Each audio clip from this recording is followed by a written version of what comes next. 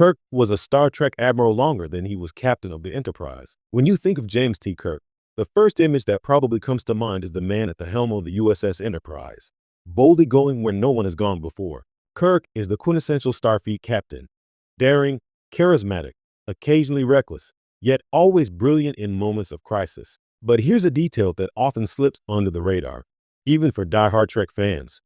Kirk spent more time as an admiral than he did as captain of the Enterprise, and that fact subtly reshapes our understanding of his legacy. The original series, which aired from 1966 to 1969, chronicled the adventures of Kirk and his crew over 3 seasons. Canonically, Kirk assumed command of the Enterprise around 2265. While Star Trek doesn't always provide exact dates for every mission, most timelines estimate that his tenure as captain lasted roughly a decade before the events of Star Trek, the motion picture, in 2271. By this measure, Kirk's iconic years on the bridge were, in the grand scheme of his career, relatively short.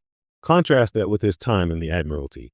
Following the events of Star Trek VI, The Undiscovered Country, and as seen in subsequent timelines in Star Trek Generations, Kirk had been promoted to Admiral, a role in which he oversaw operations across Starfleet rather than commanding a single vessel. Depending on how you count his post-Enterprise appearances and the extended novels considered semi-canon, Kirk could have served as an admiral for nearly 2 decades. That's almost double the time he spent on the bridge of the Enterprise. This temporal quirk is fascinating because it recasts Kirk not just as the action hero captain, but as a seasoned Starfleet administrator. The movies give us glimpses of the challenges Kirk faced as an admiral, navigating bureaucracy, making strategic decisions from a distance, and managing crises that often required him to intervene personally. It's easy to forget that the man who once wrestled with Klingons and Romulans on the front lines also spent years in meetings, issuing orders, and guiding Starfleet policy. In many ways, Kirk's later career represents the natural evolution of any military leader, the shift from direct command to strategic oversight.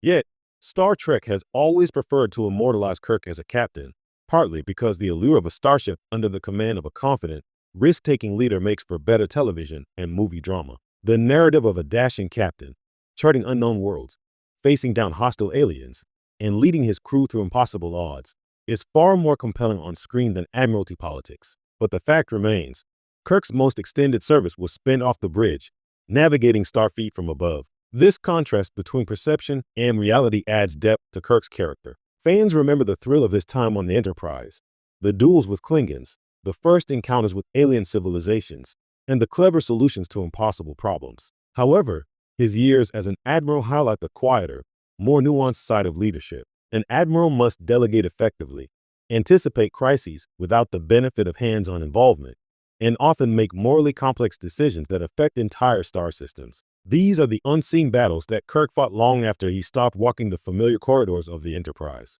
Interestingly, the extended Star Trek lore suggests that Kirk never fully abandoned the captain's mindset. Even as an admiral, he repeatedly took direct action when Starfleet's broader strategies faltered. This duality, administrative authority tempered with hands-on heroism, cements Kirk as a uniquely dynamic figure in the Star Trek universe. Few characters in science fiction demonstrate such a sustained, evolving career, from daring young captain to wise, strategic admiral.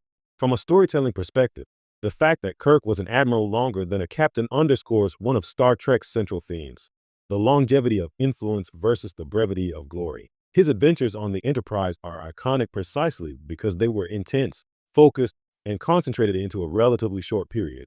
Meanwhile, his extended service as an admiral emphasizes endurance, foresight, and mentorship, qualities that resonate even if they are less flashy than phaser battles or warp speed escapes. Kirk's legacy isn't just about the moments of brilliance on the bridge, but also about the decades of guidance that helped shape Starfleet into the organization it became. In the end, Kirk's life in Starfleet is a reminder that heroism can take many forms. It's easy to idolize the hands-on, thrill-seeking captain, but the strategic mind of an admiral, quietly steering the course of the fleet and making decisions that affect countless lives, is equally admirable. And while pop culture will forever remember him for his tenure on the Enterprise, the truth is that Kirk's impact, arguably his most enduring, is as an admiral.